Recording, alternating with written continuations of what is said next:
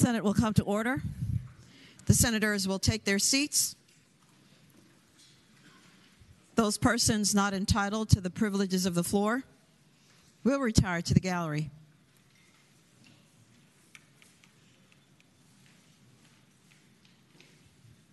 Good morning, senators. Good morning, guests. Good morning. The senators and those in attendance, if you are able, please rise.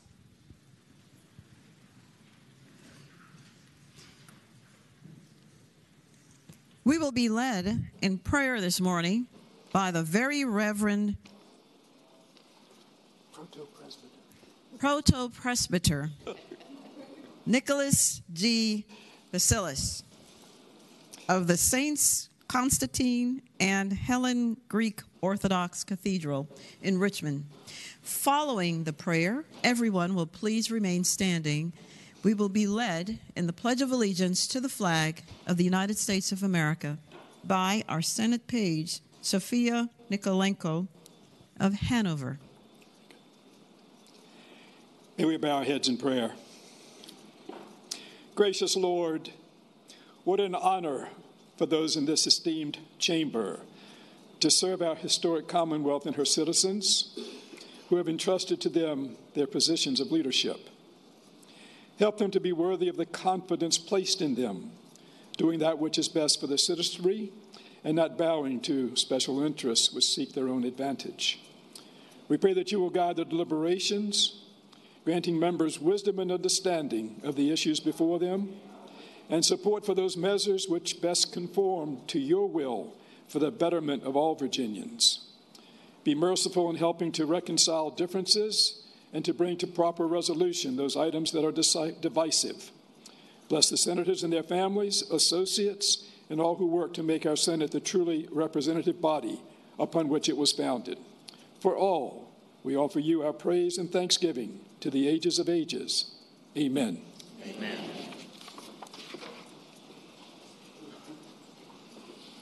I pledge allegiance to the flag of the United States of America and to the republic for which it stands, one nation, under God, indivisible, with liberty and justice for all.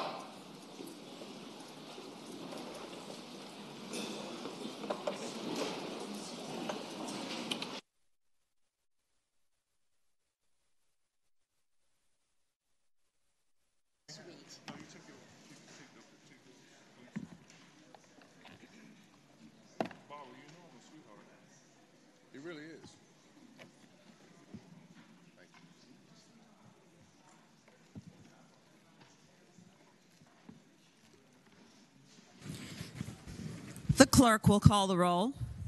All those present, please vote aye.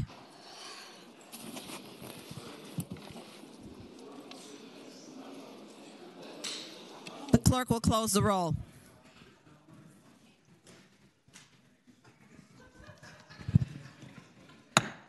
The Senate will come to order.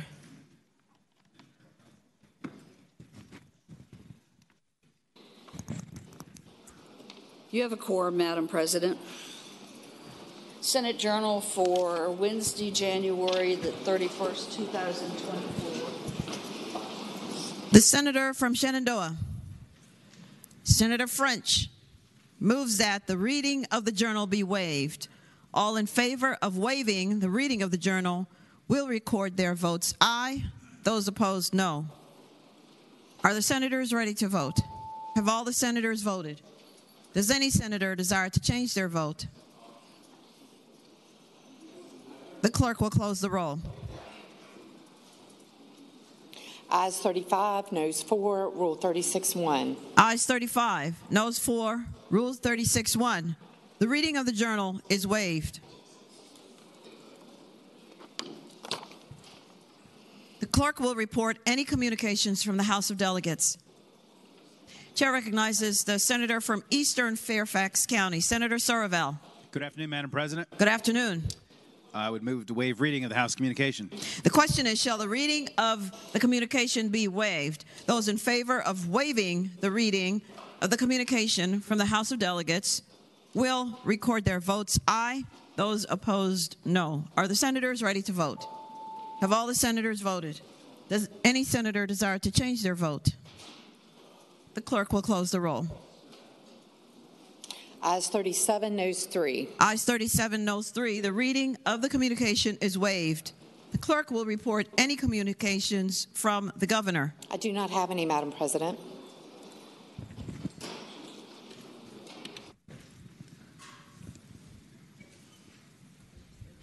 Chair recognizes the senator from Eastern Fairfax County, Senator Saraville. Thank you, Madam President. I move to suspend the rules and grant the privileges of the floor to a distinguished person. The question is, shall the rules be suspended and the privileges of the floor granted to distinguished person?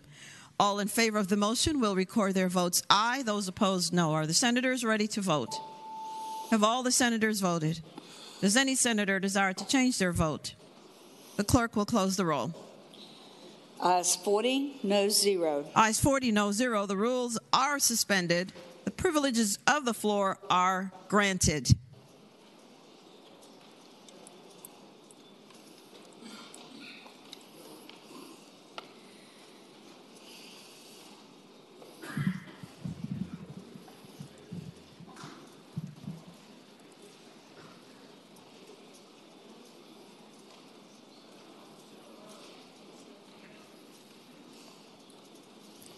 The chair recognizes the senator from Hampton, Senator Locke, for the purpose of presenting the distinguished guests. Thank you, Madam President. Today, we are honored to be joined by family members and friends of the late, great Senator Yvonne B. Miller. This session marks the 40th year that Senator Yvonne Miller broke the glass ceiling by being elected to the House of Delegates. She was the first African-American woman to serve in both this chamber and the chamber across the hall. Senator Miller led with passion, and she led with her heart. She spoke her truth, whether people liked it or not.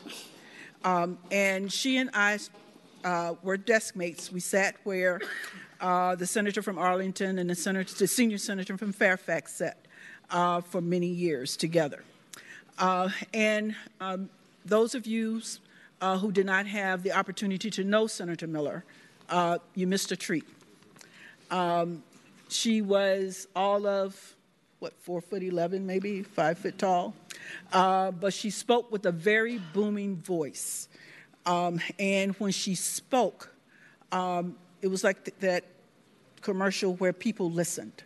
She didn't speak from the floor very often. But when she did, it was always to speak with that passion about issues that were important to her. Kids were important to her. Education was important to her. She was an educator for very many years at Norfolk State University, from which she retired. And it was always very important to her to talk about those who could not speak for themselves, the people who she said were the voiceless. And I remember her asking in rehab and social services one time to someone who was speaking against a particular piece of legislation. She said, "I just want to know, do you hate poor people?" She said, "I just want to know that. And why do you hate poor people?" It is indeed an honor for me to introduce those who are here. Robert Lewis, who's her nephew, Stephen Bond, who's her nephew, and I've known Stephen for a while, Dr. Coleman, who's a nephew, Bruce Coleman, her brother-in-law, and somebody that you all probably will recognize, Mayor Alexander, who is one of our former colleagues here in the Senate of Virginia and followed her in the Senate. And Joni Ivey, who's here as well, the former Chief of Staff to Congressman Bobby Scott. And in the Senate gallery, we have Judge Vivian Henderson, who's a former mentee, and these are members of her sorority, Zeta Phi Beta Sorority Incorporated. Sydney Neville, Zeta Phi Beta Sorority, Lakeitha Priolo, the 15th COVA State Director for Zeta Phi Beta, Dr. Stacy N.C. Grant, International President and CEO, Amelia Burchett, Eastern Regional Director, and I believe Joni Ryan's here. No, okay. And with that, Madam President, I would ask the clerk to read the resolution. Oh, I'm sorry. She always forget me. And my seatmate, the Honorable L. Louise Lucas, who probably knew Senator Miller a lot longer than I did, but Senator Miller asked me to look after her. It wasn't the other way around. Do you have any? I do. I'd just like to say that it was more than just an honor and a privilege. It was a blessing for me to join this body in 1992 and find Senator Miller here. She immediately became my mentor.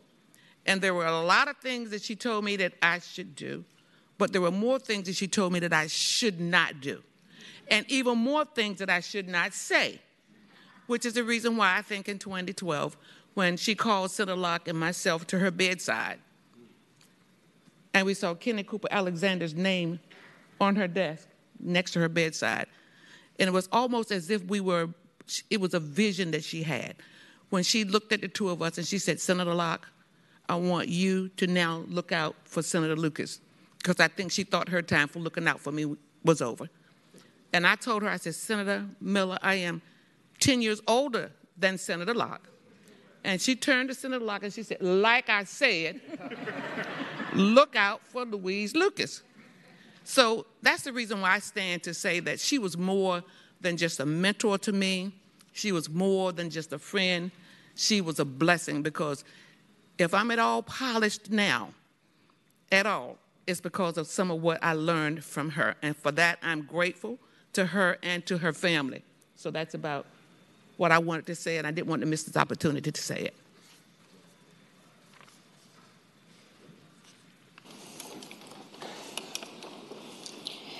Senate Joint Resolution Number 13, commemorating the 40th anniversary of the Honorable Yvonne Bond Miller's service in the Virginia General Assembly.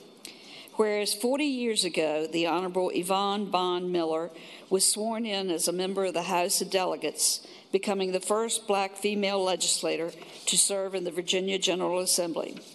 And whereas Yvonne Miller was born on July 4th, 1934 in Edenton, North Carolina, the eldest child of 13 born to John and Pensy Bond, and whereas Yvonne Miller was raised in Norfolk after her family moved to the city and attended local segregated public schools, and whereas Yvonne Miller continued her education at the historically black college, Norfolk Division of Virginia State College, now known as Norfolk State University, for 2 years, then attended the historically black college, Virginia State College, now known as Virginia State University, graduating with her bachelor's degree in 1956. And whereas Yvonne Miller began her career as a teacher in the segregated Norfolk public schools, witnessing the effects of massive resistance sparked her interest in the civil rights movement and equal treatment. And whereas Yvonne Miller earned a master's degree at Teachers College, Columbia University in 1962, and a doctorate in education from the University of Pittsburgh in 1973, she subsequently joined the education faculty at Norfolk State, becoming professor and head of the Department of Early Childhood Elementary Education. And whereas desirous to be of further service to the community and the Commonwealth, Yvonne Miller ran for and was elected to the House of Delegates in 1983 and became the first black woman to serve in the House of Delegates when she began her first term in 1984. And whereas in 1988, Yvonne Miller began serving in the Senate of Virginia, also becoming the first black woman to serve in the Senate, and whereas during her tenure, Yvonne Miller was a steadfast champion for civil rights and education, fighting against the radiating effects of poverty. She stood up for voting rights, opposing the voter ID law in 2012, which she compared to Jim Crow-era efforts to suppress minority voters. And whereas in 1986, Yvonne Miller became the first woman to chair a Senate committee when she became chair of the Transportation Committee. And whereas at the time of her service in the General Assembly in 2012, Yvonne Miller was the longest-serving woman in the General Assembly, having served 28 years, and was ranked 4th in overall seniority. And whereas Yvonne Miller died while in office on July 3rd, 2012, and whereas Yvonne Miller set an example for those who came after her, 40 years later, her legacy of fighting for equality and fairness, calling out injustice, and working tirelessly toward solutions to issues faced by Virginia's communities continues to be remembered and upheld both within the legislature and among those she inspired across the Commonwealth. Now, therefore, be it resolved by the Senate, the House of Delegates concurring, that the 40th anniversary of the Honorable Yvonne Bond Miller's service in the Virginia General Assembly hereby be commemorated, and be it resolved further that the Clerk of the Senate prepare a copy of this resolution for presentation to the family of the Honorable Yvonne Bond Miller and the Virginia Legislative Black Caucus as an expression of the General Assembly's admiration for her legacy. Please join me in the well of the Senate.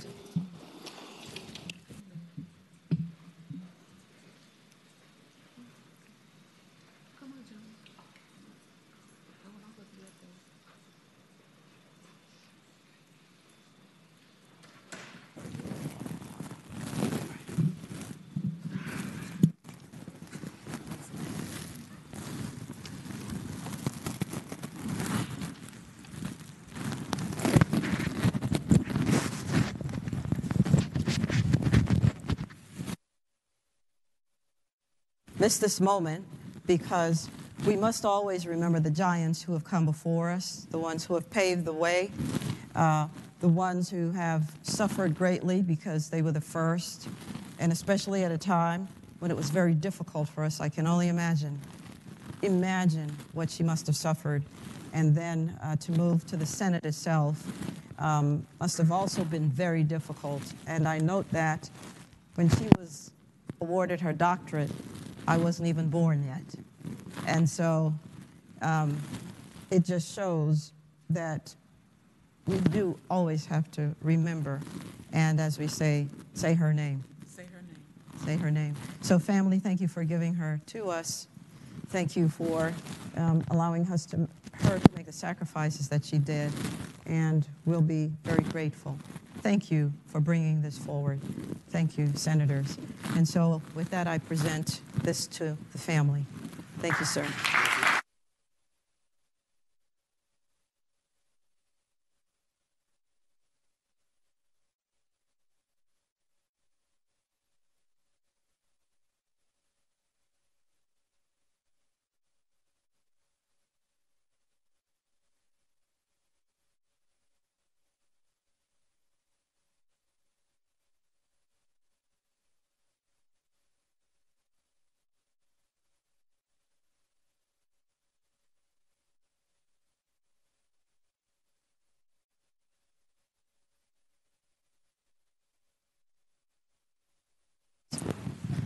The Senate will be temporarily at ease.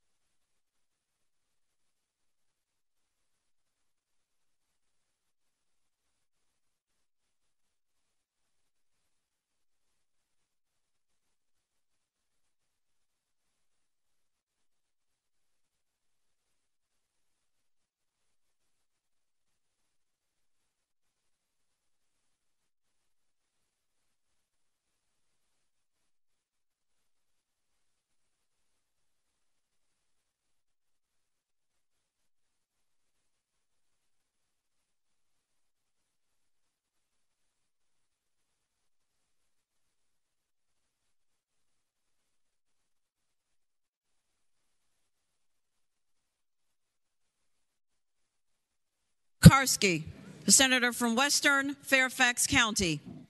Thank you, Madam President. It's an honor for me this morning to welcome the very Reverend Protopresbyter Nicholas Bakalis from Saints Constantine and Helen Greek Orthodox Cathedral here in Richmond, who gave the invocation. Father Bakalis was born in Norfolk, Virginia, to Greek American parents, George and Connie Gretakis Bakalis, and in 1996 he was appointed as Dean of the Saints Constantine and Helen Greek Orthodox Cathedral in Richmond. In addition to his parish responsibilities, he serves as regional vicar for Southern Virginia on behalf of the metropolis of New Jersey, and previously served as treasurer and president of the Archdiocesan Presbyters Council, as well as a member of the Archdiocesan Council.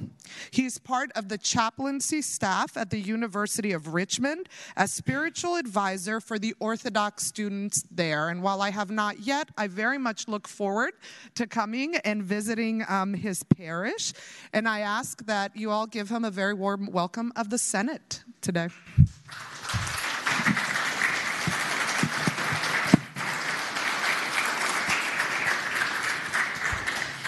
Oh no, Reverend, you have to stand so that I will give the official welcome. Thank you very much for coming, and thank you for your prayer. Thank you for the sacrifices that you make in your local community and elsewhere. Senators, let us give him the warm welcome of his Senate.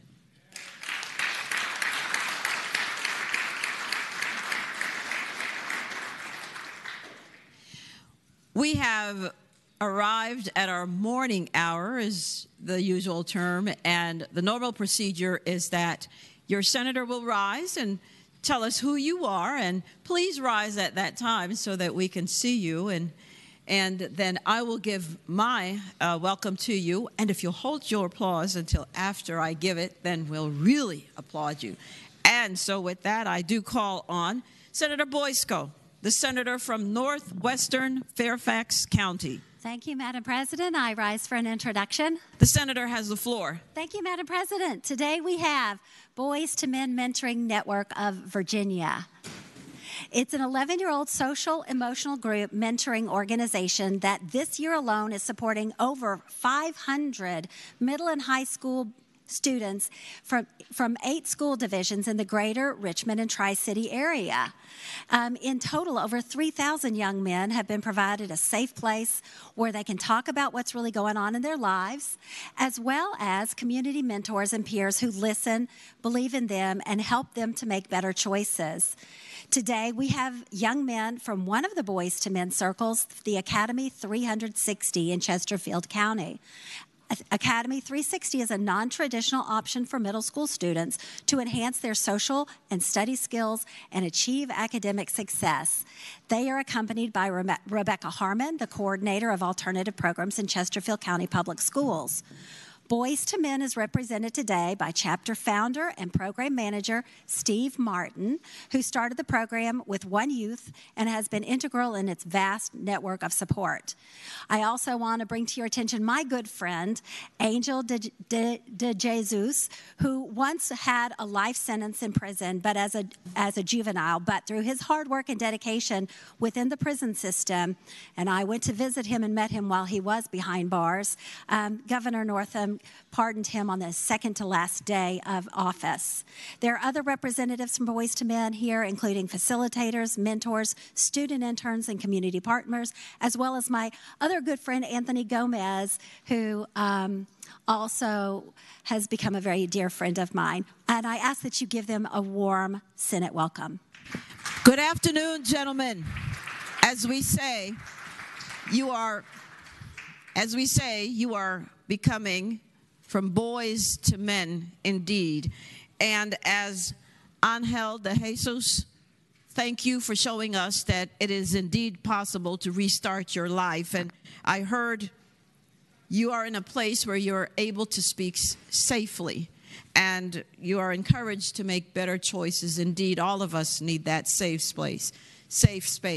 Thank you for what you do for these young people. You are our future.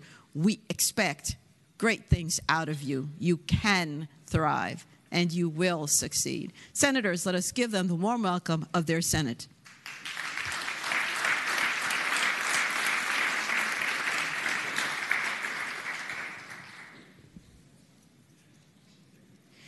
Chair recognizes Senator Head, the senator from Botetourt. Thank you, Madam President. I rise for two introductions. The senator has the floor. Thank you, Madam President.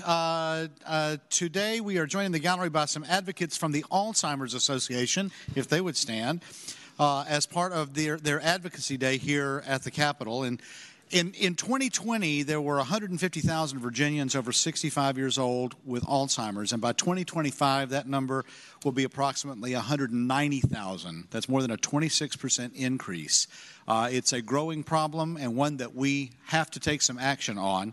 Madam President, these are only a few here joining us of the more than 100 advocates that have come from across the Commonwealth to speak with their members of the General Assembly today about this growing prevalence of Alzheimer's and the importance of continued research into the disease and the increasing need for a workforce to meet these intensifying healthcare demands. And so I would ask that we would give them the warm welcome of the Senate. Thank you for being here, and thank you for representing those who are victims of Alzheimer's. I know that when my grandmother received this diagnosis and could not recognize me, it was one of the most difficult things I've ever faced. And with a 26% increase, indeed, some of us may be victims, and we hope medication will follow technological breakthroughs before that time. Senators, let us give them the warm welcome of their Senate.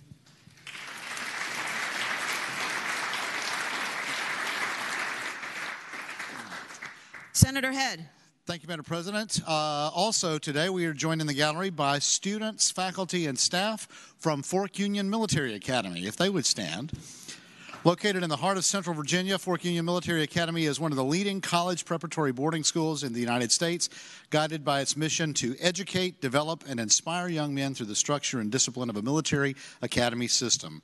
Fork Union offers a high-quality academic and athletic environment for boys in grades 7 through 12 and postgraduates with a foundation of traditional core values that helps build character, development, self-discipline, responsibility, and leadership development skills. The FUMA cadets are joined by the school's academic dean, Mike Goad, and Dr. Alexander Welch, an instructor and social studies department chair. And there's one additional person there that House rules will not allow me to introduce, and I'm hoping someone else will take care of that shortly. But Madam President, I ask that you would give these students and faculty from Fork Union the warm welcome of the Senate. Good afternoon, gentlemen. It is so good to see you. You look very handsome indeed, and to understand that you are learning virtue and leadership capabilities is a wondrous thing. You are indeed our future. I see you already are developing that military bearing. Excellent. Senators, let us give them the warm welcome of their Senate.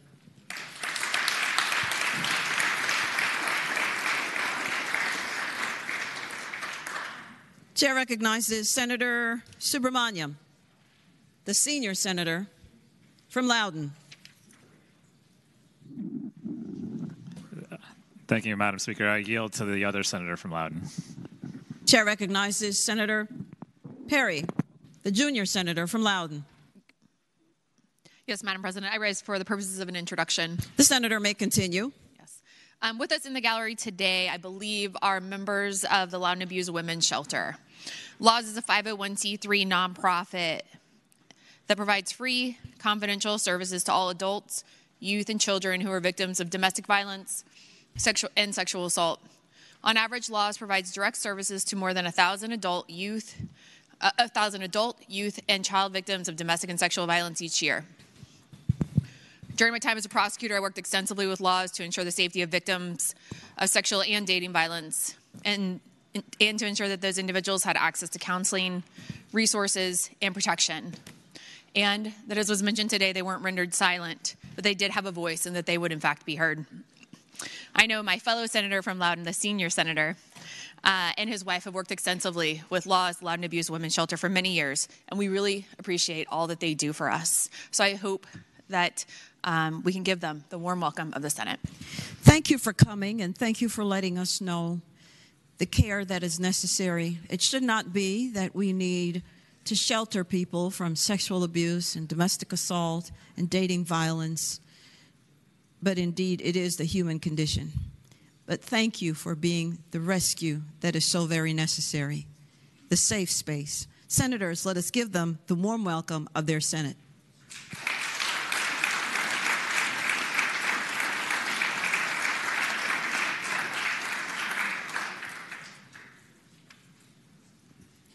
Chair recognizes Senator Pillion, the senator from Washington. Madam President, I rise for an introduction. The senator has the floor. Visiting with us in the Capitol today, Madam President, are members of the Virginia Business Roundtable for Early Education. The Business Roundtable for Early Education represents businesses, employers, local and regional chambers, and economic development agencies across all regions of the Commonwealth, including members here with us today from Southwest Virginia. They're here today to support legislation that's been filed by my good friend, the senator from Hampton, that will ensure sustainable and predictable funding for our childhood care and education system. Please give the Virginia Business Roundtable for Early Education the warm welcome of the Senate. Thank you for coming and seeing your Senate in action and letting us know what's important to you. And early education is indeed important because we know about the development of the child's brain, that by the time they're 5, 6, so many things have already happened. And if we don't get there fast enough, then we may have lost opportunities. Thank you for all that you do. Senators, let us give them the warm welcome of their Senate.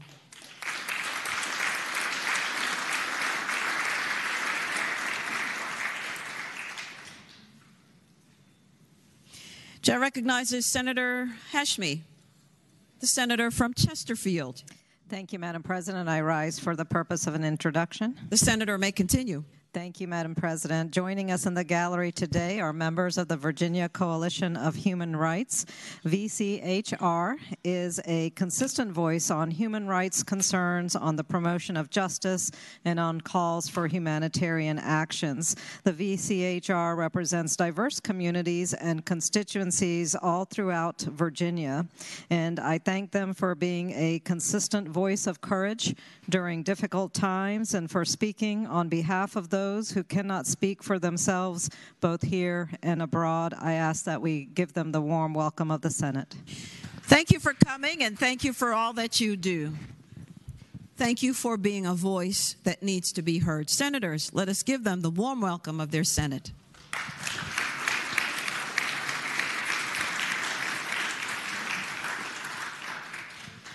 Chair recognizes Senator Stanley, the senator from Franklin.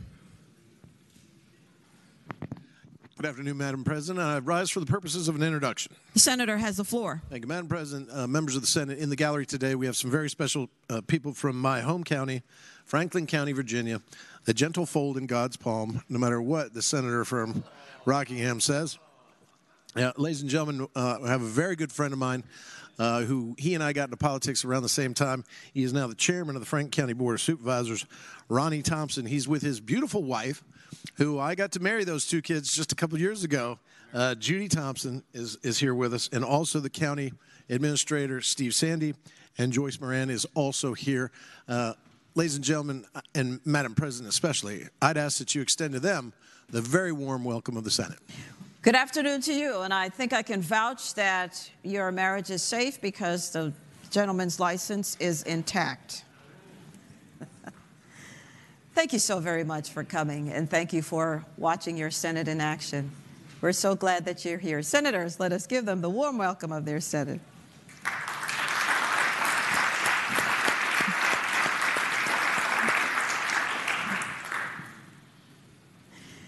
Chair recognizes Senator Eben, the senator from Alexandria. Thank you, Madam President. I rise for an introduction. The senator has the floor. Today we're joined in the gallery by my vice mayor, the vice mayor of Alexandria, Amy Jackson, and she's here for Local Government Day, and I would appreciate her joining us here in the Senate and ask that you would extend the warm welcome of the Senate to Vice Mayor Amy Jackson. There you are, Madam Vice Mayor. Thank you for the sacrifices that you make on the local level. And thank you, Senate, for coming and seeing your senators in action. Let us give the Vice Mayor the warm welcome of her Senate.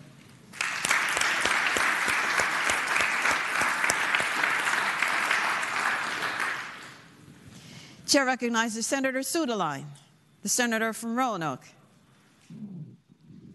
Thank you, Madam President. I rise for an introduction. The senator has the floor. Thank you, Madam President. I'd like to make you aware of some friends we have in the gallery today from William Fleming High School.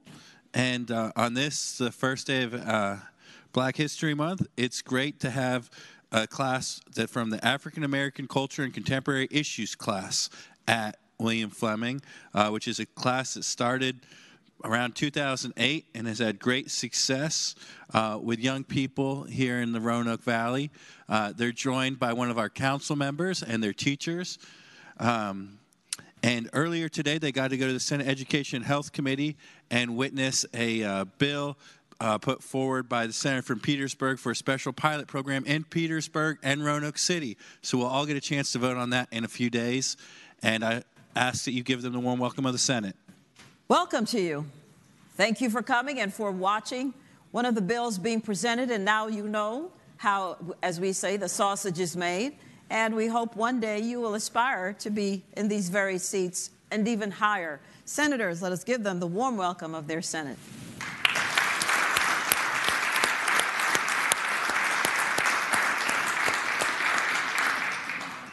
Chair recognizes Senator Favola, the senator from Arlington.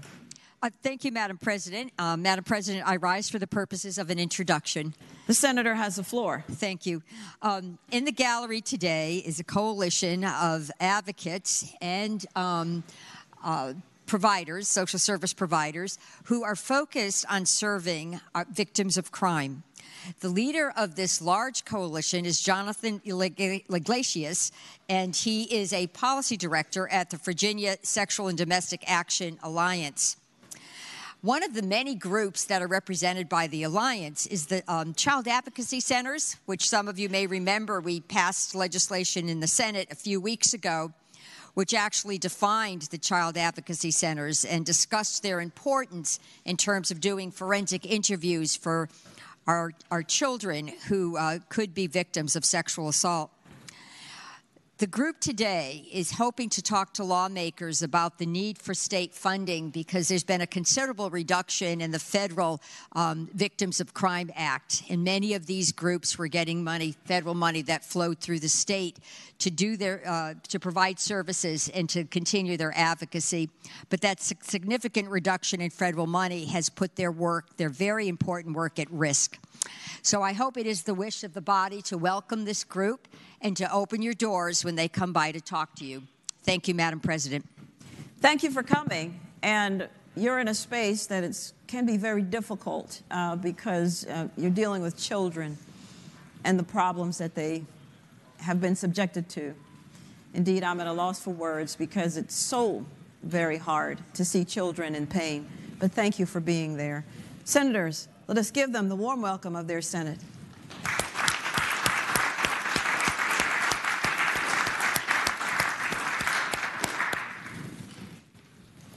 Chair recognizes Senator Sturtevant, the senator from Colonial Heights. Thank you, Madam President. I rise for an introduction. The senator has the floor. Madam President, joining us in the gallery, I wanted to bring to your attention members of the Virginia Down Syndrome Association, as well as members of the ARC of Virginia who were here at the Capitol advocating for additional Medicaid waiver slots and on issues that are important to them. They're doing a wonderful job, and I hope it would be the pleasure of the Senate to offer them a warm welcome. Thank you for coming as well. You know, every year we see you here, and we never tire of seeing you here because we know you're doing a very important work indeed. Senators, let us give them the warm welcome of their Senate.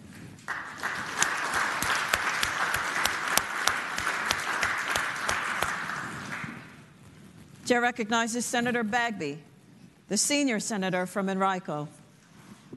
Thank you, Madam President. Madam President, I rise for an introduction. The senator, Two introductions, Madam the President. senator may continue. Thank you, Madam President. Madam President, joining us today in the gallery are two scholars from the city of Richmond, Ruby and Blythe Bishop, if they would stand. Ruby and Blythe Bishop are here to not only tour the Capitol and find out more things related to government, state government, and things of that nature. They're also prepared to do a book report on me. They just found that out, Madam President. But Madam President, I hope that you all will welcome them, Madam President, and give them a warm welcome of the Senate. Thank you, Ruby and Bishop. Thank you for coming. I hope that you see enough that you say to yourselves, you know, I could do that. I really could. And maybe offer yourselves as interns, indeed. Senators, let's give them the warm welcome of their Senate.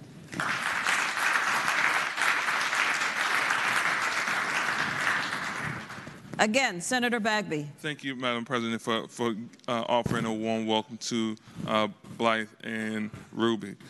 Next, Madam President, I ask that you join me in recognizing a group of individuals that consistently come and work on behalf of their community. Madam President, members of the Senate, today is Radio Reading Service Lobby Day, and we are joined by two of those services, Virginia Voice from my district and WHRO Voice.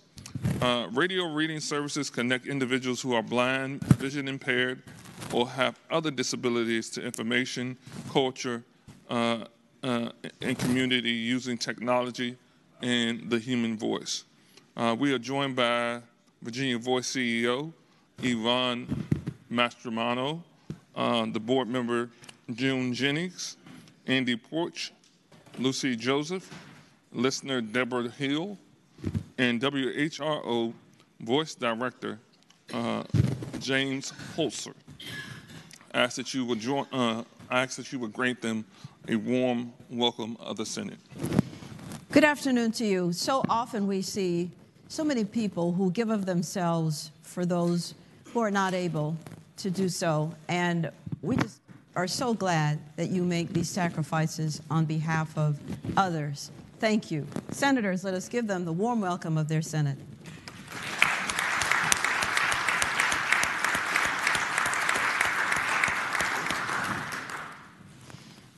Chair now recognizes Senator Durant, the senator from Stafford.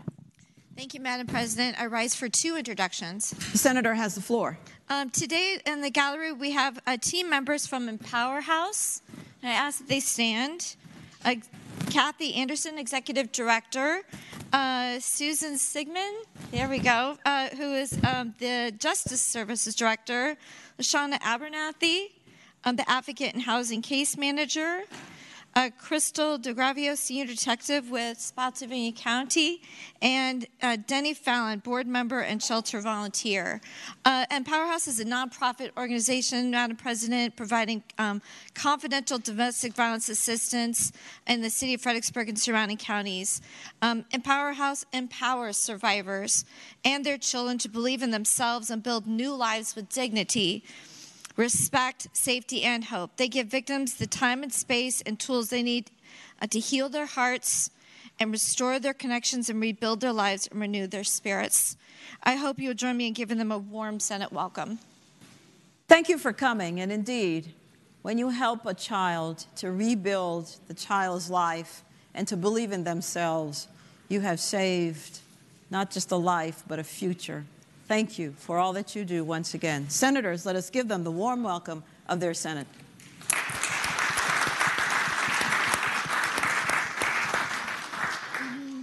Senator Durant. Yes, Madam President, in the gallery we also have an extraordinary student and a young senator from Fredericksburg, Palmer Van Zandt. I kindly ask him to stand.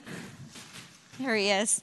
Hosted by the American Legion, Palmer participated in Virginia's 2023 Boys State, hosted by the American Legion. Boys State offers students a subversive experience in representative government and the political process. Palmer quickly earned a reputation as a prolific deal maker and confident leader and was selected as Virginia's Boys State Senator to represent the Commonwealth and National Boys Nation. Palmer is the first student selected for this honor from Fredericksburg City Public Schools since 1954. Palmer is accompanied by his grandfather, Clint Van Zandt, a very proud grandfather and former special agent with the FBI who served our nation for 25 years.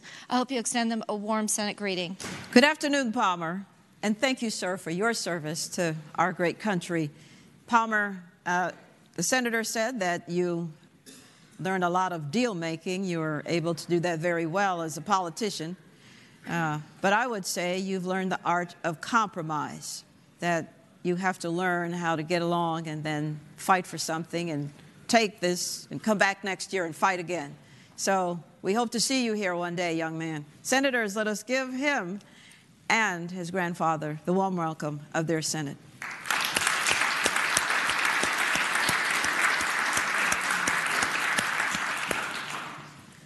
Chair recognizes Senator Surraville, the senator from Eastern Fairfax County. Thank you, Madam President. I rise for yet another introduction. Senator has the floor. Thank you, Madam President. Ladies and gentlemen of the Senate, joining us in the gallery today, we have a group of folks from Virginia Drive Smart, or Drive Smart Virginia. Kristen Petway, Leah Hostetler, Rich Jacobs, Ben Bruce, John Lehman, and Bill Elwood is also joining them. And it's a bit of a melancholy day for them joining us, because they're here joining us because later this afternoon we're going to be passing a memorial resolution dedicated to Janet Brooking. Those of you who have served here for a while might remember Janet. She was a steadfast advocate for driver safety, working for Drive Smart Virginia. She passed away just before Thanksgiving last year at age 61. She grew up in Orange, Virginia, went to Mary Baldwin University, but she spent most of her adult years here in Richmond. In her prior career, before she joined Virginia Drive Smart, she helped create the Commonwealth Virginia campaign and worked with state employees to raise more than $28 million for Virginia charities. And her impact that I'm most familiar with was when I first met her back in 2013. I was recruited into the hands-free driving effort by then Delegate Ben Klein, who had become aware of a situation in Fairfax County that I'd been involved in, where a family came to me because their son Kyle Rowley was killed by a driver who was texting while driving, not paying any attention, and ran into him and killed him in Herndon on Route 7. And then Delegate, now Congressman Klein, and I carried a bill to finally put hands-free, right, it wasn't exactly hands-free, but a version of texting while driving on the code as a primary offense in Virginia in 2013. Then worked with Janet over the next 8 years to when we were finally able to pass a law on a bipartisan basis in this chamber and in the House, signed by Governor Northam, to make driving without a phone in your hand an offense in the state. And Janet sort of led that grassroots effort every single year. We probably carried that bill for 4 or 5 years in a row, lots of press conferences.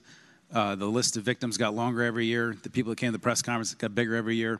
But Janet fought on until we finally got that law in the books. And Janet is a Virginian who really made a difference in this world. I think there's people's lives who've been saved because of the work she did, and they're here to watch us pass a resolution commending her work and her life later this afternoon. And Madam President, I would hope you could give the Drive Smart Virginia folks who worked with her all these years the warm welcome of the Senate. Thank you for coming, and I'm so sad to hear of the proceedings later on today. But thank you for continuing the work. It is indeed an honor to have you here. Senators, let us give them the warm welcome of their Senate.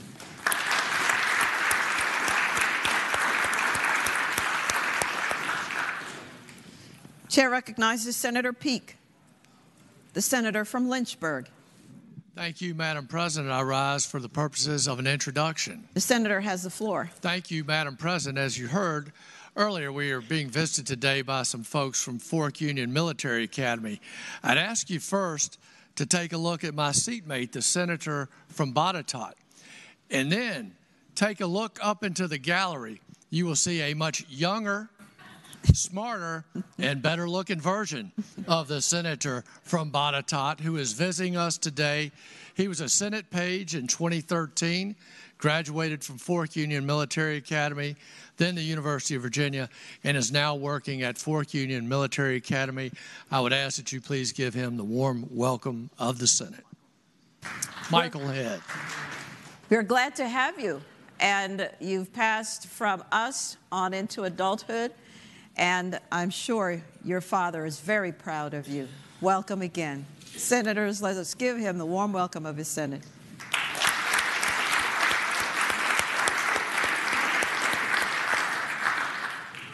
Chair recognizes Senator McPike, the senior senator from Prince William. Thank you, Madam President. I rise for the purpose of an introduction. Senator has the floor. Thank you, Madam President. On behalf of the senators from Eastern Prince William and Western Prince William, I'd like to welcome in the chamber today the Prince William County Chamber of Commerce. The Prince William Chamber is the largest in Virginia with over 1,400 members, and it's active on all business-related issues, including transportation, affordable housing, and workforce development. And the chamber represents a diverse membership of over 70,000 employees. And it's worked to create an environment where business and people thrive, becoming the strongest voice for business in the D.C. metro area. And Madam President, I ask you to provide them the warm welcome of the Senate.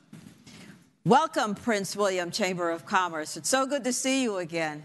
And thank you for being here and for observing and for letting us know the business issues and other issues that you're very, very much concerned with. If we don't hear from you, well, then we don't hear from you. So thank you again for coming. Senators, let us give them the warm welcome of their Senate.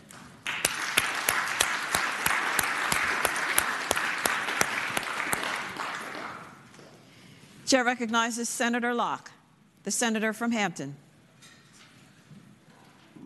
Thank you, Madam President. I rise for an introduction. The senator has the floor. Thank you, Madam President. Madam President, if you've seen on the Capitol grounds in the GAB and here in the Capitol, a sea of pink and green, that can only mean one thing. It is AKA Day in the Capitol. Members of Alpha Kappa Alpha sorority from across Virginia are here today advocating for social justice and putting forth those issues that matter to us: Black maternal health, mental health, voting rights, and advocating against gun violence. Alpha Kappa Alpha Sorority Incorporated was founded January 15, 1908 on the campus of Howard University in Washington, D.C., the first Black sorority for college-educated women. With more than 300,000 members worldwide, we continue to live our motto of being of service to all mankind. As we work to empower our communities, build our economic wealth, enhance our environment, uplift our local communities, and advocate for social justice. Joining us in the gallery today are the Mid-Atlantic Regional Director, Mrs. Nadine Vargas Stewart, and members from chapters across the Commonwealth. Please extend a warm Senate welcome to the members of Alpha Kappa Alpha Sorority Incorporated. Thank you for coming. And the fact that the senator said that it is AKA Day means that you have a plan to be here every year advocating on issues that are important to you. It is always good, as my teachers used to say, to have a plan. Thank you for being here. Senators, let us give them the warm welcome of their Senate.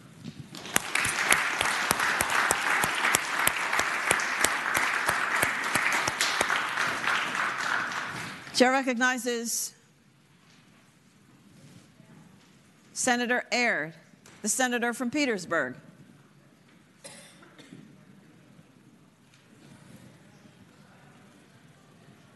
Chair recognizes Senator French, the senator from Shenandoah. Thank you, Madam President. I rise to draw your attention to a guest in the gallery today. The senator has the floor. Today we have with us Mr. Todd Holtzman. I'm sure he's here on one of the most proud reasons, and he's the father of a great page of ours, Henry Holtzman. And Henry doesn't realize it, but his first day of school, when the school bus stopped and picked him up, I had to stop and wait for the proud moment of his mom and dad to put him on the bus for the first time. And he's came a long ways, it looks like. But I just want to say, as y'all know, Todd had a sister here, Jill. As y'all heard many times before, our families have been close for a long time. And but in all honesty, Todd and his family is a tremendous asset to my community in the whole northwestern part of Virginia and their business. And I live around many of their employees. And they're one of the greatest employers of my district. And they take great care of their employees and their great community-minded family. So I'd like to welcome Todd today. Thank you for coming. I don't know if Senator French will ever live down that relationship, but maybe we'll get a tell-all book soon. Who knows? Thank you for coming. Thank you for what you do for our Commonwealth. Senators, let us give him the warm welcome of his Senate.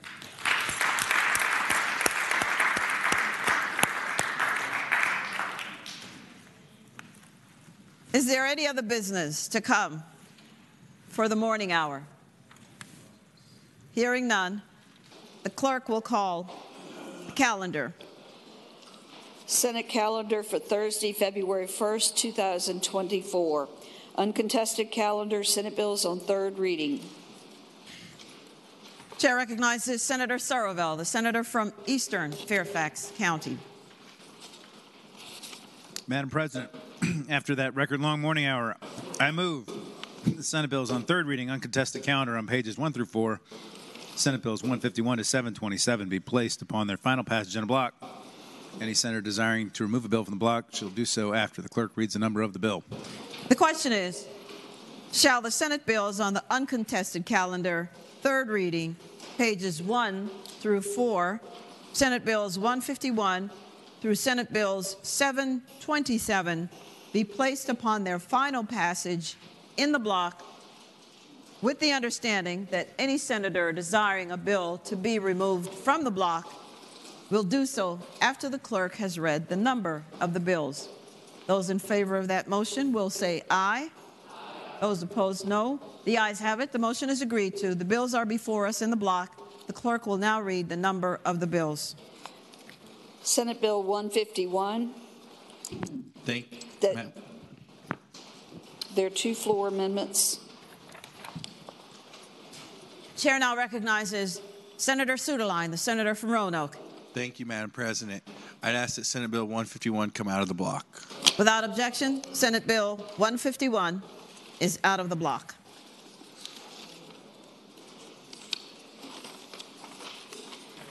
Senate Bill 439, Senate Bill 121, Senate Bill 460,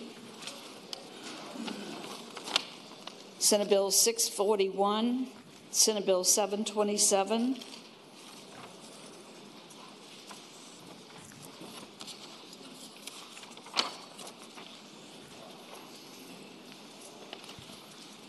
The question is, shall the bills in the block pass? That is, all bills except Senate Bill 151 on page 1. All in favor of that motion will record their votes aye. Those opposed, no. Are the senators ready to vote? Have all the senators voted? Does any senator desire to change their vote? The clerk will close the roll. Ayes 40, no 0. Ayes 40, no 0. The bills in the block pass. Senate Bill 151, we have two floor amendments. Chair recognizes again Senator Suderline, the senator from Roanoke. Madam President, with apologies to the body, I ask that we reconsider engrossment of Senate Bill 151. The question is, shall the vote by which Senate Bill 151 was ordered to be engrossed in advance to its third reading be reconsidered? Those in favor of that motion will record their votes aye. Those opposed, no. Are the senators ready to vote? Have all the senators voted? Does any senator desire to change their vote? The clerk will close the roll. Ayes 40, no 0. Ayes 40, no 0.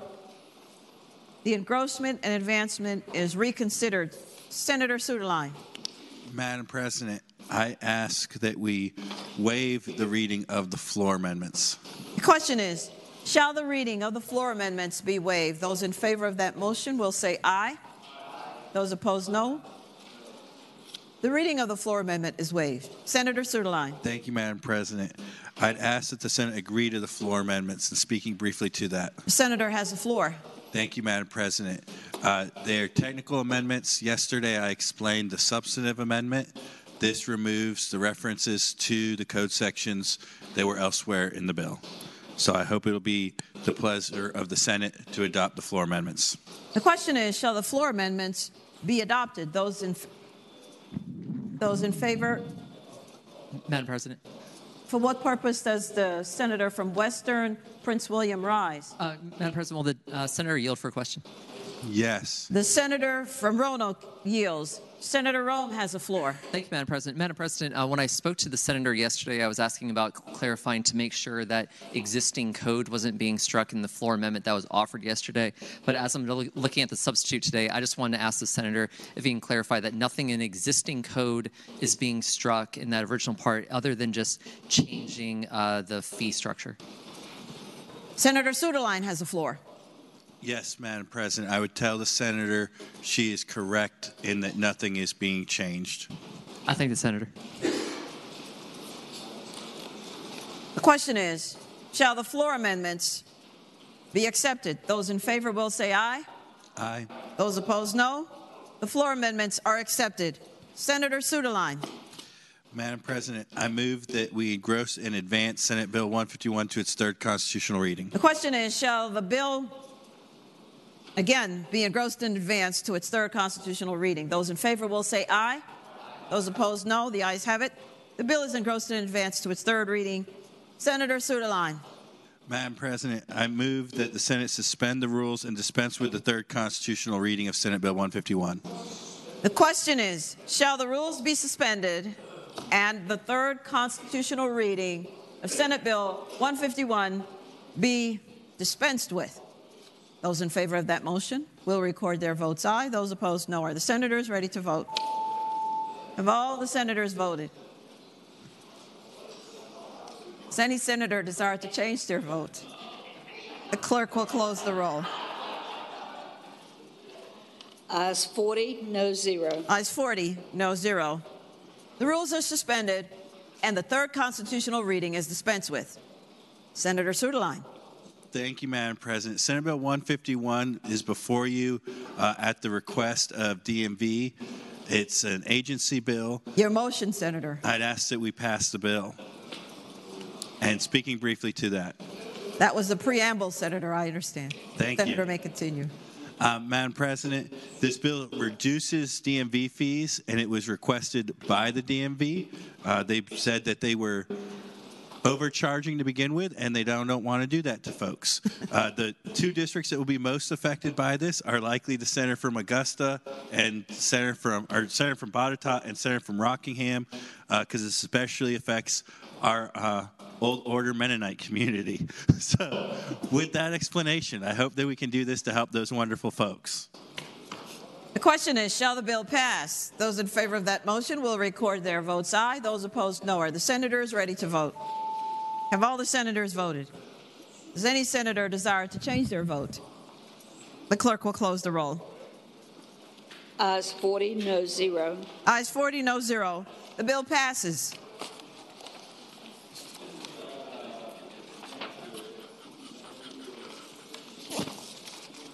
Regular calendar, Senate bills on third reading.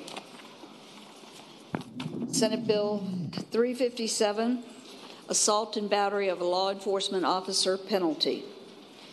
Chair recognizes Senator Boysko. Boysko. Madam President, can we pass that by for the day, please? Without objection, Senate Bill 357 goes by for the day. Senate Bill 368, firearms storage in residence where minor or person prohibited from possessing is present, penalty. Again, Senator Boysko, the senator from northwestern Fairfax County. Thank you, Madam President. I move that we pass the bill and speak into the bill. The senator has the floor. Thank you, Madam President. Just earlier today, one of the survivors from the Parkland shooting, David Hogg, was here to talk about the importance of the legislation that we have in front of us, including today's bill, SB 368. We know that the number one cause of death for children in Virginia and in America is gun violence. The data is clear. 1 in 3 U.S. households contains at least one firearm. And in those households with children, 1 in 5 gun owners store at least one of their firearms loaded and unlocked, whereby any minor could easily gain access. The data shows that 76% of school shootings are committed with guns that have been brought from home. 80% of firearm suicides by minors involve a firearm belonging to another family member. And 76% of unintentional shootings of children were committed with unsecured guns from the home, most often stored in a nightstand or another sleeping area.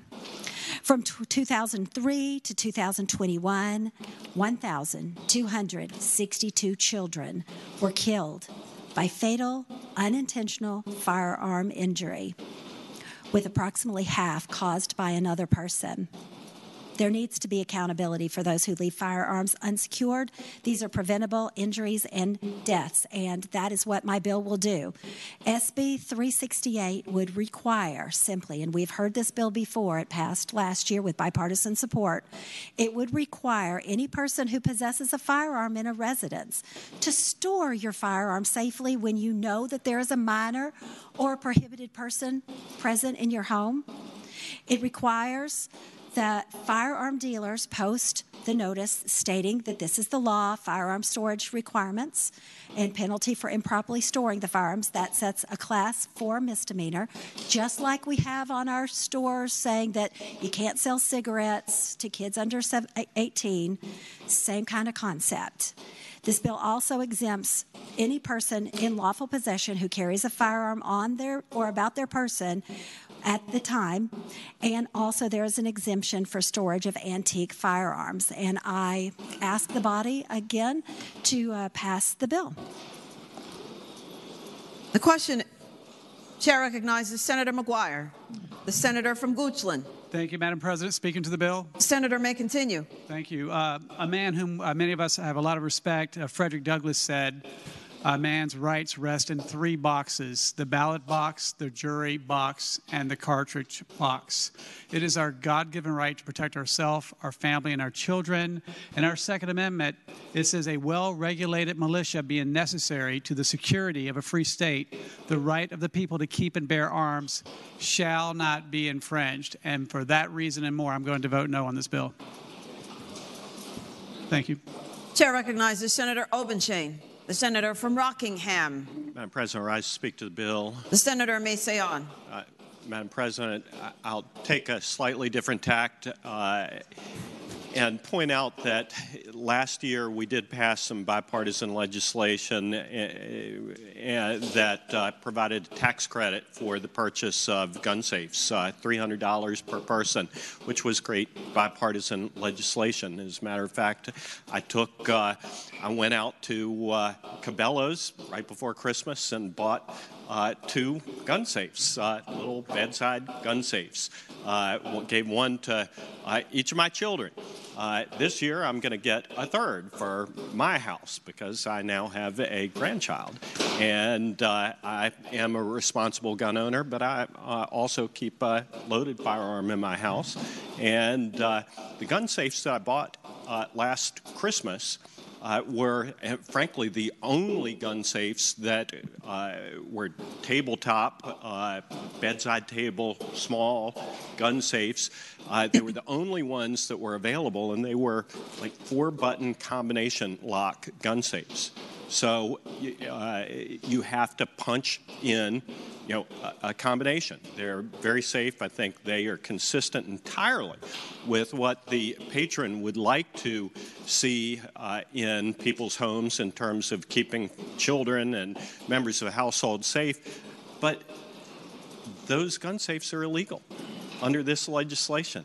This legislation requires you to have a biometric gun safe. If you are going to keep a handgun in your bedroom next to your bed and that you cannot do it and you're guilty of a misdemeanor if you keep that loaded handgun in one of the gun safes that I purchased in December of last year. I think that there are technical problems in addition to some of the problems my friend from somewhere north of Richmond just pointed out.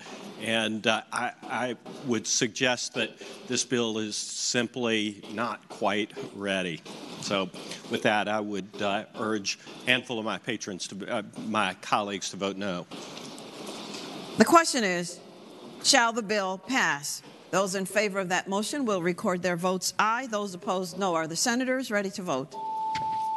Have all the senators voted? Does any senator desire to change their vote? The clerk will close the roll. Ayes 21, noes 19. Ayes 21, noes 19. The bill passes. Senate Bill 413, Local Government Public Notice Requirements for Certain Meetings, etc. Chair recognizes Senator Head, the senator from Botetourt. Thank you, Madam President. I move passage of the bill and speaking to that motion. The senator has the floor. Thank you, Madam President. And members of the body, Senate Bill 413 is the Code Commission work group bill addressing changes in public notice. There was some changes that were made last year, but there were some unintended consequences as a result of those changes. And to alleviate these problems, the work group has made recommendations that are in this bill. They are to increase the time frame for appearance of first notice from 14 to 28 days prior, with publication of the second notice appearing no more than 7 days before a meeting or intended action, to increase the time frame for appearance of the first notice from 21 to 35 days, with the first notice appearing no more than 35 days and the last notice appearing no more than 7 days, and to delete all the language in the covered notices requiring subsequent notices to be published at specific times in order to eliminate some confusion and to establish more uniformity. This has the support of the Press Association and also was put together with members of that group, as well as the Municipal League and the Association of Counties, Local Government Attorneys Association, and I would just move again that we pass the bill. The question is, shall the bill pass? Those in favor of that motion will record their votes aye. Those opposed, no. Are the senators ready to vote? Have all the senators voted? Does any senator desire to change their vote? The clerk will close the roll. Ayes 40, noes 0. Ayes 40, no 0. The bill passes. Uncontested calendar, Senate bills on second reading. Chair recognizes Senator Sorreville, the senator from Eastern Fairfax County. Thank you, Madam President. I move that all the Senate bills on second reading on the uncontested calendar on pages 7 through 11, Senate bills 4 to 663, be advanced to their engrossment. And third reading in the block. After the adoption of any amendments thereto, any senator desiring to remove a bill from the block, please do so after the clerk has read the number of the bill. The question is, shall all Senate bills on second reading on the uncontested calendar on pages 7 through 11, Senate bills 4 through 663, be engrossed in advance to their third reading with the understanding that after the adoption of the amendments thereto, any senator desiring a bill to be removed from the block will do so after the clerk has read the number of the bills. All those in favor of that motion will say aye. Those opposed, no. The ayes have it. The motion is agreed to. The bills are before us in the block. The clerk will read the number of the bills. Senate Bill 4, reported from the Committee on Finance and Appropriations. Senate Bill 27, reported from the Committee on Finance and Appropriations with a substitute. Chair recognizes Senator Stanley, the senator from Franklin. Thank you, Madam President. I now move that the committee substitute be adopted. Question is, shall the substitute be adopted? Those in favor will say aye. Those opposed, no. The substitute is adopted. Senate Bill 43, reported from the Committee on Rehabilitation, reported from the Committee on Finance and Appropriations with the substitute. Chair recognizes Senator Favola, the senator from Arlington. Thank you, Madam President. Madam President, I move that the substitute be adopted. The question is, shall the substitute be adopted? Those in favor will say aye. Those opposed, no. The substitute is adopted. Senate Bill 135, reported from the Committee on Local Government with a substitute and from the Committee on Finance and Appropriations. Chair recognizes Senator Head, the senator from Botetourt. Thank you, Madam President. I move adoption of the committee substitute. The question is, shall the substitute be agreed to? Those in favor will say aye. Those opposed, no. The substitute is adopted. Senate Bill 240, reported from the Committee on Finance and Appropriations. Senate Bill 325, reported from the Committee on Education and Health with a substitute and from the Committee on Finance and Appropriations. Chair recognizes Senator Rome, senator from Western Prince William. Thank you, Madam President. Madam President, I move this committee substitute. The question is, shall the substitute be agreed to? Those in favor will say aye. Those opposed, no. The substitute is agreed to. Senate Bill 392, reported from the Committee on Education and Health with an amendment, and from the Committee on Finance and Appropriations. Chair recognizes Senator Pekarsky, the senator from Western Fairfax County. Thank you, Madam President. I move the committee amendment be agreed to. The question is, shall the committee amendment be agreed to? Those in favor will say aye. Those opposed, no. The amendment is agreed to. Senate Bill 455, reported from the Committee on Agriculture, Conservation, and Natural Resources with amendments, and from the Committee on Finance and Appropriations. Chair recognizes Senator Marsden, the senior senator from Fairfax. Thank you, Madam President. I move that the committee amendments be agreed to. The question is, shall the committee amendments be agreed to? Those in favor will say aye. Those opposed, no. The amendments are agreed to. Senate Bill 495, reported from the Committee on Commerce and Labor with a substitute. Chair recognizes Senator Carol Foy, the senator from Eastern Prince William. Thank you, Madam President. I move that the committee substitute be agreed to. The question is, shall the substitute be agreed to? Those in favor will say aye. Those opposed, no. The substitute is agreed to. Senate Bill 663, reported from the Committee on Finance and Appropriations.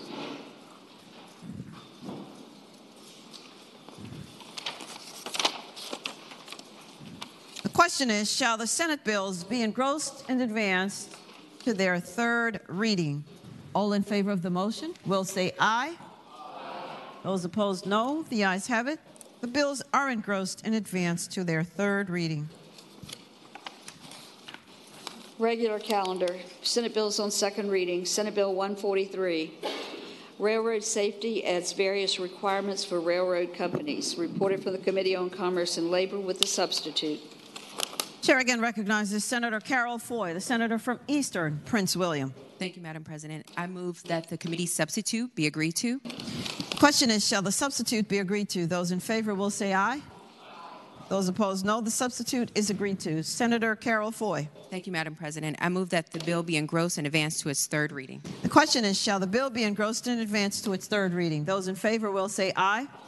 Those opposed, no. The bill is engrossed and advanced to its third reading. Senate Bill 245, Energy Department of Building Standards for Certain Local Buildings. Reported from the Committee on General Laws and Technology with amendments, and from the Committee on Finance and Appropriations with amendment. Chair recognizes Senator McPike, the senior senator from Prince William.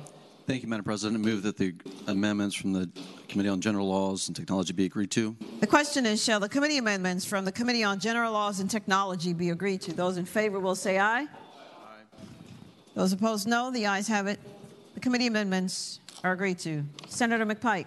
Madam President, I also move that the amendments from the Committee on Finance and Appropriation be agreed to.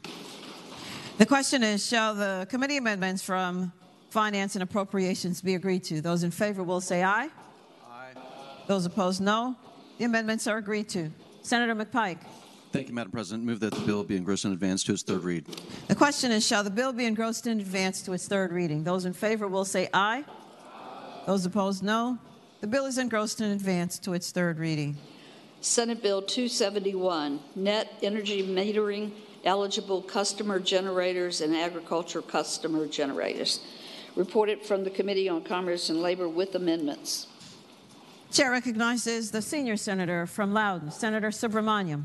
Thank you, Madam President. I move the committee amendments. The question is, shall the committee amendments be adopted? Those in favor will say aye. Those opposed, no. The committee amendments are quietly adopted. Senator Subramaniam. I move to be engrossed and advance the bill to its third reading. The question is, shall the bill now be engrossed and advanced to its third reading? Those in favor will say aye. Those opposed, no. The bill is engrossed and advanced to its third reading. Senate Bill 276, Energy Upgrade Programs, Implementation Plans, Capital Investment Requirements, Cost Recovery. Reported from the Committee on Commerce and Labor with a substitute. Chair recognizes Senator Hashmi, the senator from Chesterfield. Thank you, Madam President. I move the committee substitute be agreed to. The question is, shall the committee substitute be agreed to? Those in favor will say aye. Those opposed, no. The substitute is agreed to. Senator Hashmi. I now move that SB 276 be engrossed and advanced to its third constitutional reading. The question is, shall the bill now be engrossed and advanced to its third constitutional reading? Those in favor will say aye. Those opposed, no. The bill is engrossed and advanced to its third reading. Senate Bill 306, invasive plant species, retail sales, civil penalty. Reported for the Committee on Agriculture, Conservation, and Natural Resources with an amendment, and from the Committee on Finance and Appropriations with a substitute. Chair recognizes Senator Salim, the senator from Central Fairfax County. Madam President, I move with the recommendation that it be rejected. I move that the amendment from the Committee on Agriculture, Conservation, and Natural Resource to be agreed to. With the recommendation that it be rejected, the amendments from the Committee on Agriculture, Conservation, and Natural Resources shall the committee amendments be agreed to. Those in favor will say aye. Those opposed, no. The amendments are rejected. Senator Salim. Madam President, I move that the substitute from Finance and Appropriations to be agreed to. The question is, shall the substitute from the Committee on Finance and Appropriations be agreed to? Those in favor will say aye. Aye. Those opposed, no. The substitute is agreed to. Senator Salim. Madam President, I move that the bill be engrossed and advanced to its third constitutional reading. The question is, shall the bill now be engrossed and advanced to its third constitutional reading? Those in favor will say aye. Those opposed, no. The bill is engrossed and advanced to its third reading. Senate Bill 372, combined sewer overflow outfalls compliance with regulations, Chesapeake Bay watershed. Reported from the Committee on Finance and Appropriations. Chair recognizes Senator Eben, the senator from Alexandria. Thank you, Madam President. I move that SB 372 be engrossed and advanced to its third reading. The question is, shall the bill be engrossed and advanced to its third reading? Those in favor will say aye. Those opposed, no. The bill is engrossed and advanced to its third reading. Senate Bill 477, blighted and derelict properties in certain localities, rate of tax. Reported from the Committee on Finance and Appropriations with a substitute. Chair recognizes Senator Aird, the senator from Petersburg. Thank you, Madam President. I move the substitute from the Finance and Appropriations Committee. The question is, shall the substitute be agreed to? Those in favor will say aye. Those opposed, no. The substitute is agreed to. Senator Eben.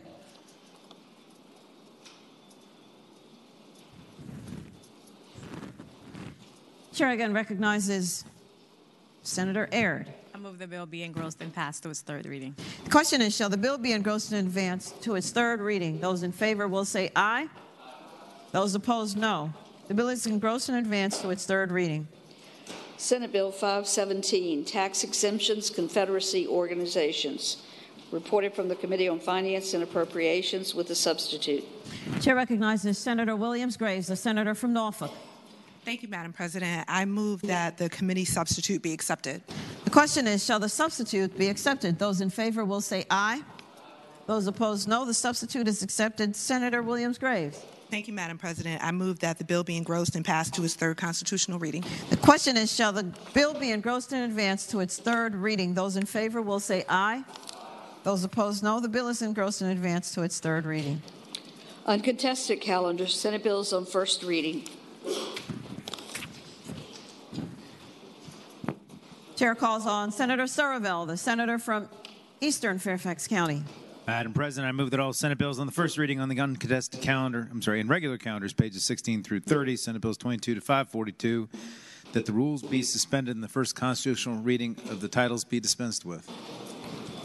The question is, shall the rules be suspended and the first constitutional reading of the titles of Senate bills on the uncontested and regular calendars, pages 16 through 30, Senate bills 22 through Senate bills 542, be dispensed with? All those in favor of that motion will record their votes aye. Those opposed, no. Are the senators ready to vote? Have all the senators voted? Does any senator desire to change their vote? The clerk will close the roll. Ayes 40, noes 0. Ayes 40, no 0. The reading of the titles is dispensed with. Senator Surville. Madam President, I move that all those bills go by for the day. The question is, shall the Senate bills on the uncontested and regular calendars now on their second reading go by for the day? Those in favor of that motion will say aye. Those opposed, no. The ayes have it. The bills will go by for the day. Uncontested calendar, Senate Joint Resolution on second reading. Senate Joint Resolution 3, proposing an amendment to Section 6-A of Article 10 of the Constitution of Virginia relating to real property tax exemption, surviving spouses of soldiers who died in the line of duty. Reported from the Committee on Finance and Appropriations. Chair recognizes Senator McPike, the senior senator from Prince William. Thank you, Madam President. I move that the resolution be engrossed in advance to its third read. The question is, shall the resolution be engrossed in advance to its third reading? Those in favor will say aye. Those opposed, no. The resolution is engrossed in advance to its third reading. Uncontested calendar, Senate Joint Resolutions on first reading. Chair recognizes again Senator Surville, the senator from Eastern Fairfax County. Madam President, I move that all the Senate joint resolutions on the first reading on the uncontested calendar, page 31 through 32, Senate Joint Resolution 31 to 64, that the rules be suspended and the first reading of the titles be dispensed with. The question is, shall the rules be suspended and the first reading of the titles of the Senate joint resolutions on the uncontested calendar, pages 31 and 32, Senate Joint Resolution 31 through 64, be waived? Those in favor of that motion will record their votes aye. Those opposed, no. Are the senators ready to vote? Have all the senators voted? Does any senator desire to change their vote? The clerk will close the roll. Ayes 40, no 0. Ayes 40, no 0. The reading of the titles is waived. Senator Surville. Thank you, Madam President. I would move that all the Senate joint resolutions be passed by for the day. Question now is, shall the Senate joint resolutions on the uncontested calendar now on second reading be passed by for the day? Those in favor of that motion will say aye. Those opposed, no. The ayes have it. The resolutions will go by for the day. Memorial resolutions. Senator Surville. Madam President, I move that the memorial resolutions on pages 33 through 34, House Joint Resolution 84 through Senate Resolution 23 be considered in the block in the usual manner, waiving the reading of the resolutions thereof, with the understanding that any senator desiring a resolution to be removed from the block will do so after the clerk has read the number of the resolution. The question is, shall the memorial resolutions on pages 33 and 34, House Joint Resolution 89 through Senate Resolution 23, be considered in the block in the usual manner, waiving the reading of the resolutions thereof, with the understanding that any senator desiring a resolution to be removed from the block will do so after the clerk has read the title of the resolution. All in favor of the motion will say aye. Those opposed, no. The ayes have it. The motion is agreed to. The resolutions are before us in the block. The clerk will now read the titles of the memorial resolutions. House Joint Resolution 89, celebrating the life of Joseph Brown Journell. House Joint Resolution 93, celebrating the life of Annie Walker. Senate Joint Resolution 43, celebrating the life of Janet Marie Brooking. Senate Joint Resolution 68, celebrating the life of Thomas Alvin Lester Sr. Senate Joint Resolution 71, celebrating the life of Pablo Teodoro III. Senate Joint Resolution 72, celebrating the life of Staff Sergeant Craig Aaron Pruden, United States Army.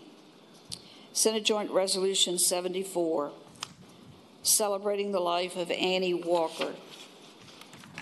Senate Joint Resolution 75, celebrating the life of Ben Judson Honaker, Jr. Senate Joint Resolution 77, celebrating the life of Larry Melissa Thomas. Senate Joint Resolution 78, celebrating the life of William David Lamb. Senate Resolution 23, celebrating the life of Corporal Spencer Roman Bartley Collard, United States Marine Corps. The resolutions will be agreed to in the usual manner. All those in favor of agreeing to the memorial resolutions will please rise.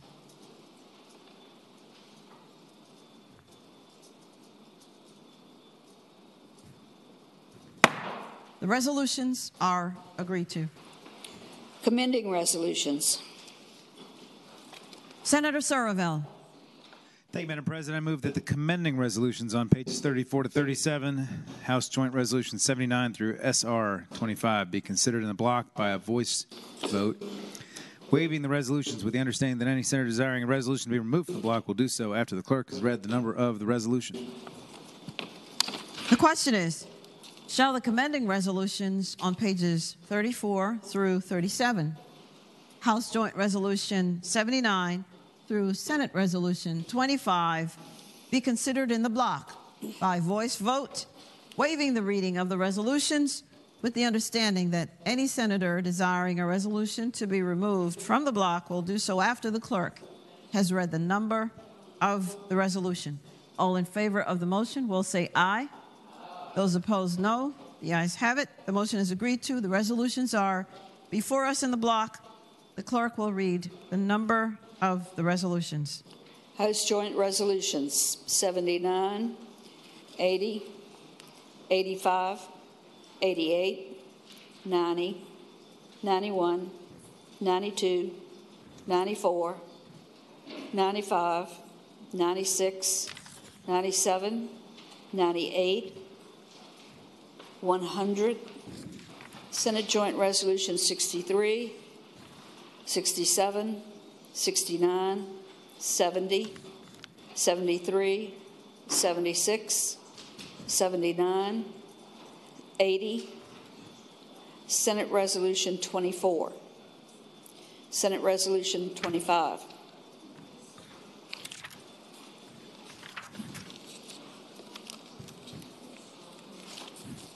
The question is, shall the resolutions be agreed to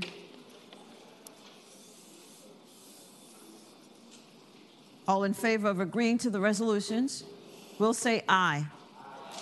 Those opposed, no. The resolutions are agreed to.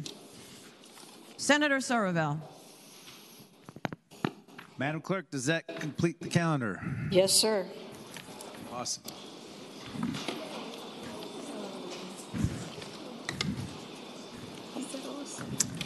Chair recognizes Senator Deeds, the senator from Charlottesville. Madam President, I rise for an announcement. The senator has the floor. In Commerce and Labor, we have 36 bills left. Some of the bills are incredibly complicated, so there's not going to be any 5 o'clock deadline on the meeting Monday. We're going to meet till we get finished. That's the plan anyway.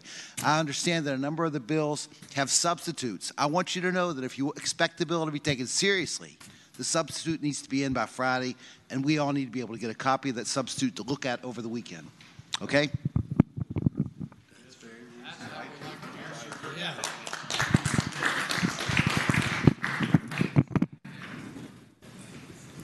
Chair recognizes Senator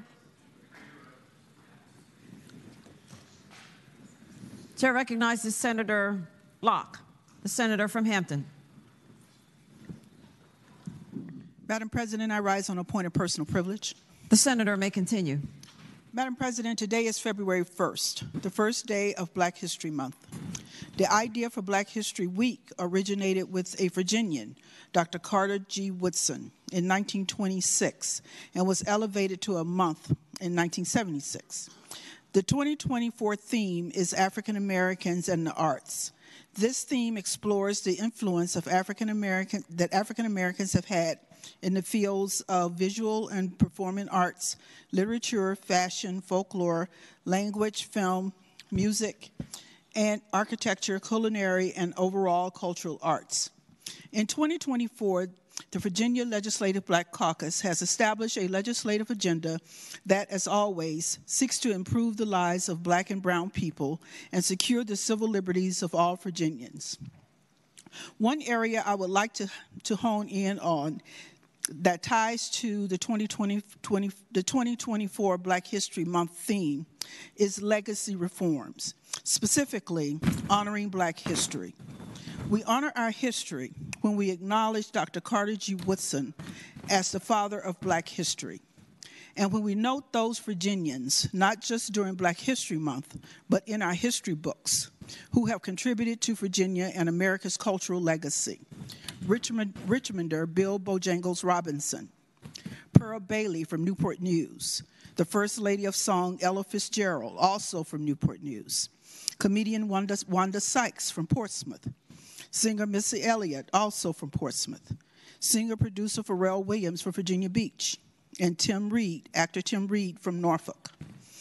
Our history is alive and well in the work of Ruth E. Carter. Although not a Virginia native, she graduated from Hampton University with a degree in theater arts. For those of you who have absolutely no idea who Ruth Carter is, let me tell you. She is best known for her collaborations with Spike Lee on his films in her field of expertise, which is costume design. She has been nominated 4 times for the Academy Award for Best Costume Design. For Spike Lee's Malcolm X, Steven Spielberg's Amistad, and twice for Ryan Coogler's Marvel superhero films Black Panther and Black Panther Wakanda Forever. She won for both the Black Panther films, the first African-American costume designer to do so. Also of note is an exhibition entitled Afrofuturism in Costume Design, a touring exhibition that showcases Carter's journey as an artist and storyteller, made its way to the Topman Museum in Roanoke, Virginia. Ruth Carter, a Hamptonian, is an impactful artist whose story is Black history in the making. And Black history is America's history and deserves a place in our history books. Thank you, Madam President. Chair recognizes Senator Suderline, Senator from Roanoke. Thank you, Madam President. I rise for a brief point of personal privilege. The senator has the floor. Thank you, Madam President. I appreciated the remarks from the senator from Hampton. I was hoping she was going to mention the Taubman in those remarks.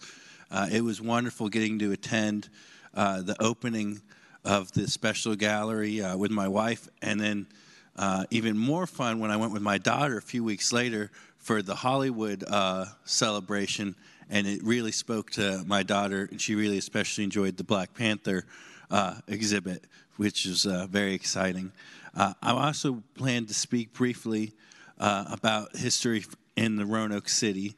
I'm very proud that we got to have students from Roanoke City today, and on the first day of February, I wanted to point out that it was Roanoke City that had the first Black mayor in the Commonwealth of Virginia.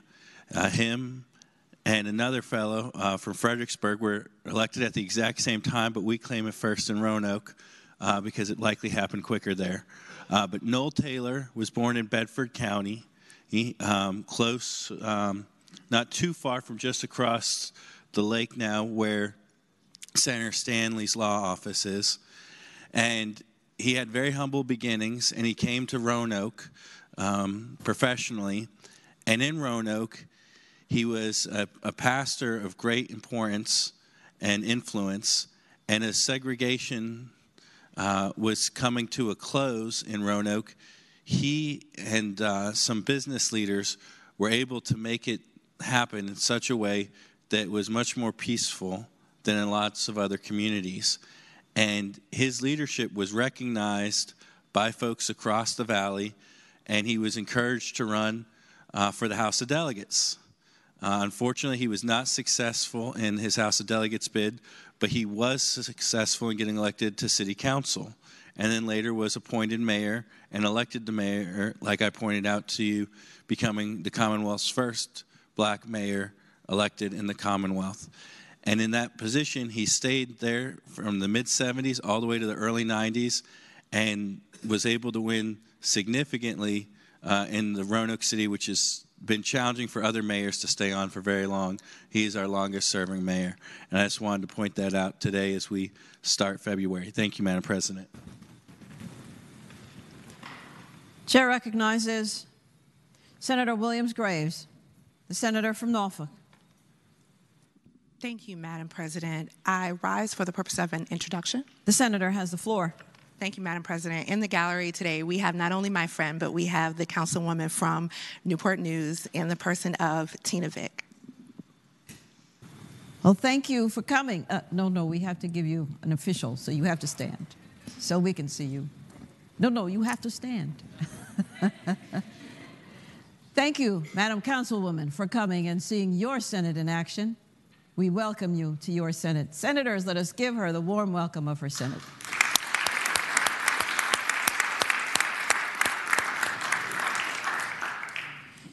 Chair recognizes Senator Surreville, the senator from Eastern Fairfax County. Thank you, Madam President. I rise for an announcement. The senator has the floor. Thank you, Madam President. Following on to the senator from Charlottesville, we have a Courts of Justice Committee meeting on Monday morning, 8 o'clock, with a backstop of being back here at 11:30. We have 16 bills now that the Finance Committee has requested that we have to get done on Monday, because that's the deadline. So if you're on the docket and you don't have a finance bill, you need to understand you're going to go at the end of the docket after the finance bills are done. We're not going to do it the way we typically do it. We do the committee members last and the non-committee members first. So finance bills will go first, the others last. And we'll see. We have to get through 16 finance bills no matter what. And I just want to make sure everybody's prepared for that and knows that's how we're going to docket the bills. And make sure, like Senator Deed said, if you end up wanting a substitute, the sooner you get it to members of our committee, the better, given the time constraints we're going to be under. As I would just note that the Courts of Justice Committee has rejected more bills than any other committee in the entire body. So come and be prepared. Thank you, Madam President. Chair recognizes Senator Aird, senator from Petersburg. Madam President, I rise for a brief announcement. The senator has the floor.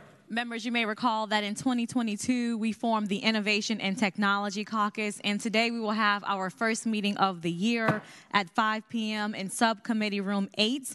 We have special guest Bob Omsman, who will be discussing AI policies and the architectural approach they are taking as we move forward, and Aaron Burcham with the Roanoke Blacksburg Technology Council, who will give us an overview of their biotech initiative. I hope we can see you all there.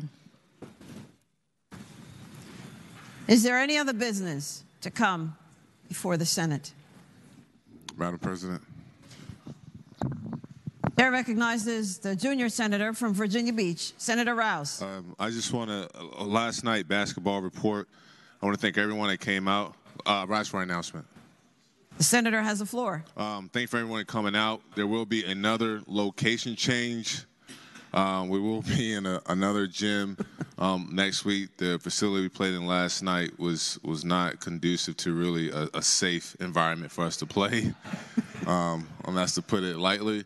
And so just be on the lookout for a new facility. And that we're going to try and move the date to Tuesday. I heard from a lot of you that Tuesday is a lot better for your schedules. But if we don't get Tuesday, then Wednesday will be. But just be on the lookout for that. And I like what I saw last night, so we're on a good path. Thank you, Madam President.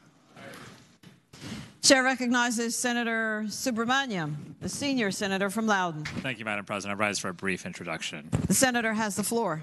Thank you, Madam President. In the gallery today is a representative from the Loudoun County Board of Supervisors, our Supervisor Julie Briskman, if she can stand. And thank you to them that are here today as part of the Virginia counties to advocate for some of our local issues here in Loudoun County. So I hope we give her a warm welcome. Well, thank you. Thank you for coming as well. And for letting us know what the issues are that are important to you. Senators, let us give her the warm welcome of her Senate.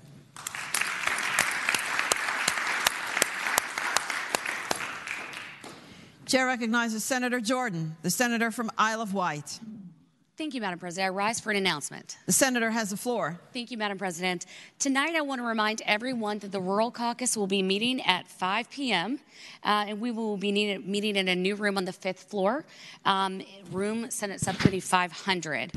Tonight, we'll hear from Virginia's Secretary of Commerce and Trade, Karen Merrick, Brian Horn from the Department of Housing and Community Development, Dr. Tamara Holmes from the Office of Broadband, and also Jason Elkubi from VDP. So if anyone has an interest in rural Virginia and what our future looks like in helping our rural partners, I hope any of the senators or those listening would be welcome to join us. Thank you so much, Madam President.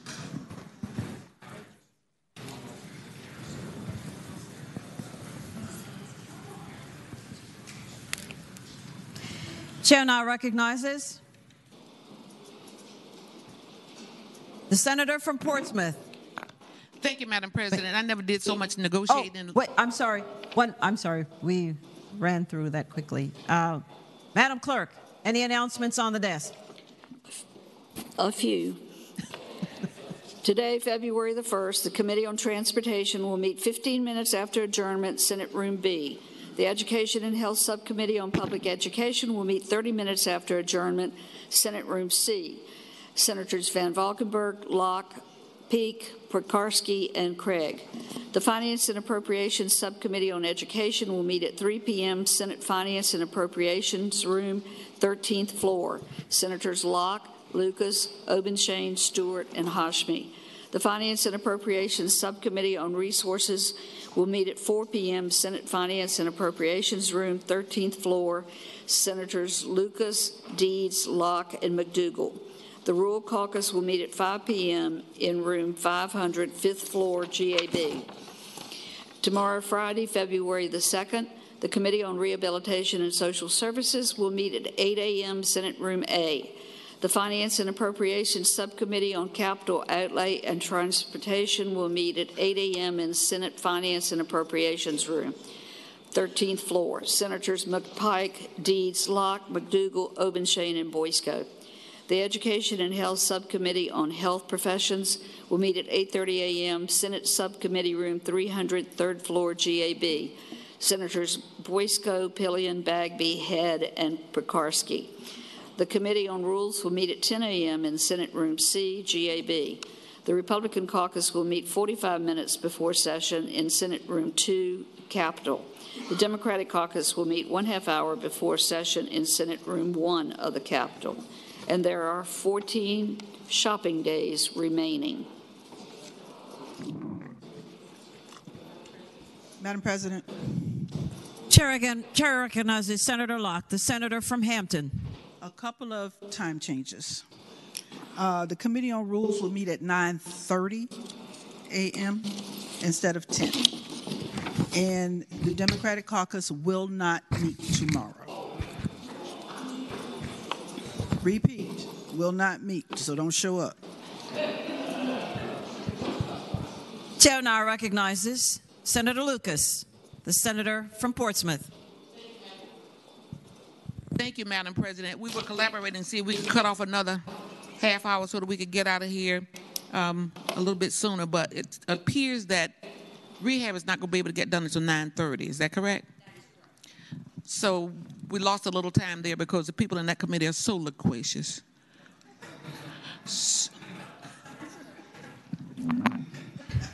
For what purpose does the senator from Arlington rise? I rise to add a comment to the comment that was made. The senator may continue. Thank you. I do think it's important to take public comment. I mean, I can limit the comment, but we do have bills before rehab, and we're going to hear every one of them. We have 9, and some of them will have robust comment associated with them. So that's why we can't. We'll have to go till 9:30. Thank you. Senator Lucas. Yes, ma'am. Madam President, again, I guess that means that some bills are not going to get out of here this year. But, Madam President, I move that the Senate do now adjourn until 11 a.m. on tomorrow with the understanding that some bills are not going to make it this year.